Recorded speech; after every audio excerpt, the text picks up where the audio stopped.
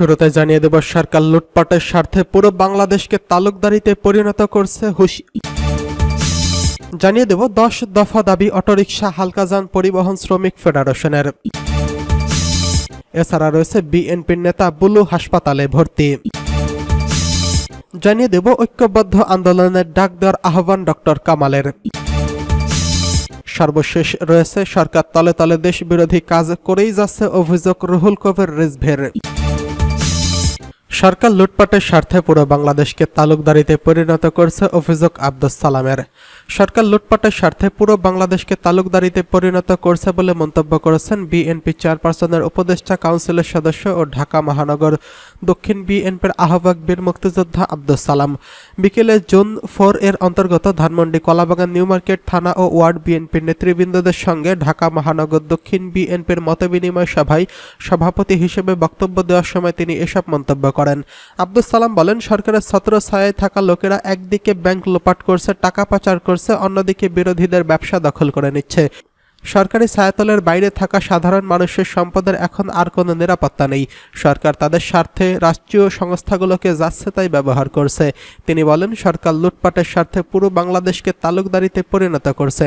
জনগণের ভোটাধিকার কেড়ে নিয়ে পুরো রাষ্ট্রীয় প্রতিষ্ঠানকে বিরোধীদের প্রতিনিয়ত দমন পীড়নে ব্যবহার করছে এবং লুটপাটের জন্য ব্যবসায়িক একটি গোষ্ঠীকে সরকার অধিকাংশ ব্যাংকগুলোকে বরাদ্দ দিয়েছে। আব্দুস সালাম বলেন, বাজার নিয়ন্ত্রণের কথা সরকারের বিভিন্ন পর্যায় থেকে বলা হলেও নিত্যপণ্যের দাম কমাতে পারছে না। ঋণের নামে যারা ব্যাংক থেকে কোটি কোটি টাকা মেরে দিয়েছে তাদের সরকারে কিছুই করতে পারছে না। তিনি আরও বলেন, গ্রামীণ নামে ডক্টর ইউনূসের যত প্রতিষ্ঠান আছে সব দখল করে ফেলেছে। বাংলাদেশের একমাত্র নোবেল বিজয়ী আজ মিথ্যা মামলায় সাজা দিয়ে কোর্টের বারান্দায় দিনের পর দিন দাঁড় করিয়ে রাখা হচ্ছে। এই হচ্ছে বাংলাদেশের বর্তমান অবস্থা। সরকারের পক্ষে থাকলে সবকিছু জায়েজ হয়ে যায়, বিপক্ষে গেলে সবার উপর নেমে আসে অবর্ণনীয় নির্যাতন। এই পরিস্থিতি থেকে উত্তরণের জন্য সবাইকে ঐক্যবদ্ধভাবে রাজপথে চলমান গণতান্ত্রিক আন্দোলনে সক্রিয় ভূমিকা পালনের আহ্বান জানান তিনি। ঢাকা মহানগর দক্ষিণ বিএনপির সদস্য সচিব রফিকুল আলম মজনু বলেন, ঋণখেলাপিদের কাছ থেকে টাকা আদায় করতে না পারলেও সাধারণ কৃষককে দড়ি বেঁধে জেলে ঢোকানো হচ্ছে। তিনিও সরকারি ছায়াতলের বাইরে আছেন, যারা জীবন ও সম্পদের কোনো নিরাপত্তা নেই বলে মন্তব্য করেন। এ সময় উপস্থিত ছিলেন ঢাকা মহানগর দক্ষিণ বিএনপির যুগ্ম আহ্বায়ক আলহাজ ইউনুস মৃধা, মোহাম্মদ মোহন, আব্দুস সাত্তার এবং সদস্য দপ্তরের দায়িত্বে থাকা সাইদুর রহমান মিন্টু প্রমুখ।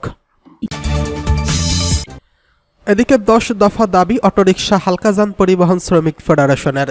আধুনিক ও পরিকল্পিত সড়ক ব্যবস্থাপনা, শ্রমিকদের নিয়োগপত্র, রেশনিং ব্যবস্থা, শ্রমিক কল্যাণ আইন, সার্বজনীন সড়ক পরিবহন আইন বাস্তবায়ন সহ 10 দফা দাবি বাস্তবায়নের দাবি জানিয়েছে অটোরিকশা হালকাযান পরিবহন শ্রমিক ফেডারেশন। রাজধানীর ঢাকা রিপোর্টার্স ইউনিটির মিলনায়তনে পরিবহন শিল্প ও শ্রমিকদের সমস্যা করণীয় শীর্ষক আলোচনা সভায় আয়োজন করে বাংলাদেশ অটোরিকশা হালকাযান পরিবহন শ্রমিক ফেডারেশন। এতে অংশ নিয়ে বক্তারা এসব পরামর্শ তুলে ধরেন। সংগঠনের নেতারা বলেছেন, সরকার হঠাৎ করেই ব্যাটারি চালিত রিকশা সহ পরিবহন শ্রমিকদের রাস্তা থেকে তুলে দিলে লাখ লাখ মানুষ বেকার হয়ে যাবে, পথে বসবে তাদের পরিবারের লোকজন। কমপক্ষে 40 লাখ মানুষের জীবনে দুর্দশা নেমে আসবে। তাই বিকল্প বিজ্ঞানসম্মত নিরাপদ পরিবহন ব্যবস্থার দাবি জানান তারা। বক্তারা বলেন, সরকার ইচ্ছা করলেই অনুমোদনহীন যানের পরিবর্তে বিকল্প যানবাহন ব্যবস্থা করতে পারেন। এতে শ্রমিকের দুর্দশা কমবে, রেজিস্ট্রেশনের মধ্য দিয়ে রাজস্ব আয় বাড়বে সরকারের, তেমনি নিরাপদ হবে পথ। আলোচনা সভায় প্রধান অতিথি ছিলেন শ্রম ও কর্মসংস্থান প্রতিমন্ত্রী বীর মুক্তিযোদ্ধা নজরুল ইসলাম চৌধুরী। বিশেষ অতিথি ছিলেন বিলসার নির্বাহী পরিচালক সৈয়দ সুলতান আহমেদ, আয়োজক সংগঠন উপদেষ্টা মোস্তফা আলমগীর রতন। স্বাগত বক্তব্য রাখেন সংগঠনের সাধারণ সম্পাদক গোলাম ফারুক। সভায় সভাপতিত্ব করেন বাংলাদেশ অটোরিকশা হালকাযান পরিবহন শ্রমিক ফেডারেশনের সভাপতি বীর মুক্তিযোদ্ধা আবুল হোসাইন। আরও বক্তব্য রাখেন শাহ আলম, মোহাম্মদ ফারুক, নাসিরউদ্দিন, আব্দুস সেলিম এবং মোহাম্মদ আল আমিন প্রমুখ। প্রধান অতিথির বক্তব্যে শ্রম প্রতিমন্ত্রী বলেন, আমি আপনাদেরই লোক, আপনাদের ন্যায্য দাবি দেওয়া আন্তরিকতার সঙ্গে বিবেচনা করার আশ্বাস দিচ্ছি। আমি আমার মন্ত্রণালয়ের শ্রমিক কল্যাণে সর্বদা নিয়োজিত আছি। প্রতিমন্ত্রী সংগঠনের পক্ষ থেকে 10 দফা দাবি বাস্তবায়নের আশ্বাস দেন। এদিকে বিএনপির নেতা বরকতুল্লাহ বুলু হাসপাতালে ভর্তি। বিএনপির ভাইস চেয়ারম্যান বরকতুল্লাহ বুলু অসুস্থ হয়ে হাসপাতালে ভর্তি রয়েছেন। বিএনপির মিডিয়া সেলের সদস্য সাইরুল কবির খান এই তথ্য নিশ্চিত করেছেন। তিনি বলেন, হঠাৎ সুস্থ হয়ে বুধবার 22 মে সন্ধ্যায় রামপুরা বনস্মৃতিতে একটি ফরাজি হাসপাতালে ভর্তি হয়েছেন বিএনপির ভাইস চেয়ারম্যান বরকতুল্লাহ বুলু। তিনি সুস্থতার জন্য দলীয় নেতাকর্মী সহ সবার কাছে দোয়া চেয়েছেন বলে জানিয়েছেন সাইরুল কবির খান। এদিকে ঐক্যবদ্ধ আন্দোলনের ডাক দেওয়ার আহ্বান ডক্টর কামালের। দেশ বিরোধী রাজনৈতিক দলগুলোকে ঐক্যবদ্ধ হয়ে আন্দোলনের ডাক দিতে এবং মাঠে নামার জন্য আহ্বান জানিয়েছেন গণফোরামের প্রতিষ্ঠাতা ও এমিরেটস সভাপতি ডক্টর কামাল হোসেন। জাতীয় প্রেস ক্লাবে এক অনুষ্ঠানে তিনি এই আহ্বান জানান। বাংলাদেশের সংবিধান প্রণেতারা বলেন, দেশ ও জাতি যে কঠিন অবস্থার মধ্যে পড়েছে সেখান থেকে মুক্তির একমাত্র উপায় ঐক্যবদ্ধ আন্দোলন। তাই চলমান সংকট থেকে উত্তরণে সবাইকে একত্রিত হয়ে ঐক্যবদ্ধ আন্দোলনের ডাক দিতে হবে। নিজের 87তম জন্মবার্ষিকী জন্মদিন উপলক্ষে জাতীয় প্রেস ক্লাবে আব্দুস সালাম হলে গণফোরাম আয়োজিত এক উৎসবে শুভান্যুধায়ীদের ধন্যবাদ জানাতে গিয়ে তিনি এই আহ্বান জানান। ডক্টর কামাল বলেন, আমাদের সবাইকে ঐক্যবদ্ধ করে যারা আন্দোলনের নেতৃত্ব দিচ্ছেন তারা আমাদের সবাইকে এখানে পাচ্ছি। আমরা আন্তরিক আবেদন জানাই, আসুন আমরা সবাই সিদ্ধান্ত নেই ঐক্যবদ্ধ হয়ে দেশের এই কঠিন অবস্থা থেকে মুক্ত করার জন্য আন্দোলন চালিয়ে যাব।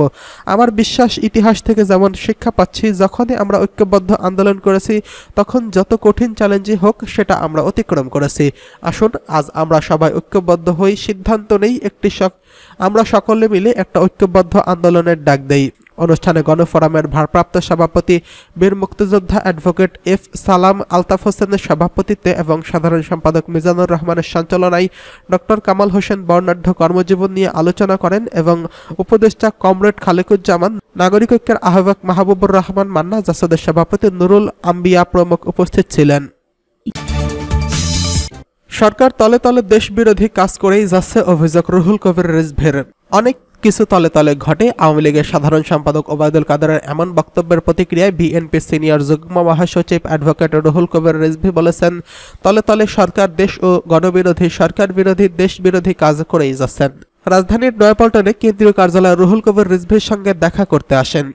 এ সময় হাবিবুর রহমান হাবিবের সাজা প্রসঙ্গে তিনি বলেন, এই সরকারের অজ্ঞাবহ আদালত হাবিবুর রহমানকে নতজানু হতে বলেছিলেন, কিন্তু হাবিব যা বলেছেন তা সত্য ও বিশ্বাস করেছেন। সেই বলাটা ছিল বিএনপি চেয়ারপারসন বেগম খালেদা জিয়াকে নিয়ে তার পক্ষে হাবিবুর রহমান হাবিবের দৃঢ় অবস্থান। সেই শাস্তি ও নির্যাতন বরণ করে নিয়েছেন তিনি। তবুও তিনি যা বলেছেন সেখান থেকে ন্যূনতম বিচ্যুত হয়নি। আজকের রাজনীতিতে যে নৈতিকতার ঘাটতি, কথার সাথে কাজের ঘাটতি, সেখানে এক উজ্জ্বল দৃষ্টান্ত হাবিবুর রহমান হাবিব তৈরি করেছেন। রুহুল কবির রিজভী বলেন, আজকে যিনি মুক্তি পেয়েছেন তিনি এরশাদ বিরোধী আন্দোলনের এক কিংবদন্তি তুল্য ছাত্র নেতা। যিনি তৎকালীন এই সংগঠনে ছিলেন, সেই সংগঠন তাকে সর্বোচ্চ পর্যায় থেকে অনুরোধ করা হয়েছিল বিশ্বাসঘাতকতা করার জন্য, কিন্তু তিনি সেদিন নৈতিকতার ও বলিষ্ঠতা দেখিয়েছিলেন আর নৈতিকতার যে আদর্শ স্থাপন করেছিলেন সেখান থেকে তিনি বিচ্যুত হননি। সেদিন সেই ব্যক্তির কথায় যদি তিনি সরে যেতেন তাহলে এরশাদের পতন সম্ভব হতো না। এ সময় বিএনপি চেয়ারপারসনের বিশেষ সহকারী অ্যাডভোকেট শামছুর রহমান শিমুল বিশ্বাস, কৃষক দলের সভাপতি হাসান জাফির তুহিন সহ পাবনা জেলা বিএনপির অঙ্গ সংগঠনের নেতাকর্মীরা উপস্থিত ছিলেন। এ সময় হাবিবুর রহমান হাবিবের সাজা প্রসঙ্গে রিজভী বলেন, এই সরকারের অজ্ঞাবহ আদালত হাবিবুর রহমানকে নতজানু হতে বলেছিলেন, কিন্তু হাবিব যা বলেছেন তা সত্য ও বিশ্বাস করে বলেছেন। সেই বলাটা ছিল বিএনপি চেয়ারপারসন বেগম খালেদা জিয়াকে নিয়ে তার পক্ষে হাবিবুর রহমানের দৃঢ় অবস্থান।